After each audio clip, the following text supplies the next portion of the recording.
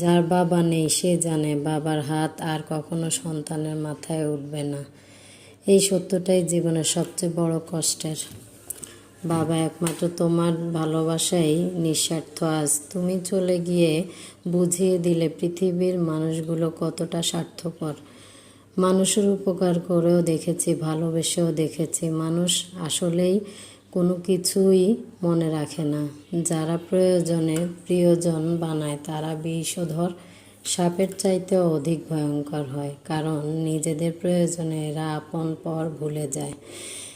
বাবা চলে যাওয়ার পরে রেখে গেছে কয়টা ভাই বাবার স্থানে, কিন্তু ভাইগুলা বাবার স্থান নিতে পারে নাই।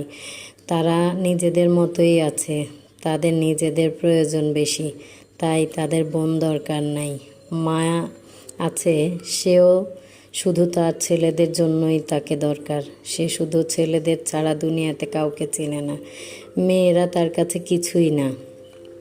কেন জানি না, আমার কপাল আর আমার সন্তানদের কপাল একই হলো। আমারও নানার বাড়ি নেই, আমার সন্তানদেরও নানার বাড়ি নেই।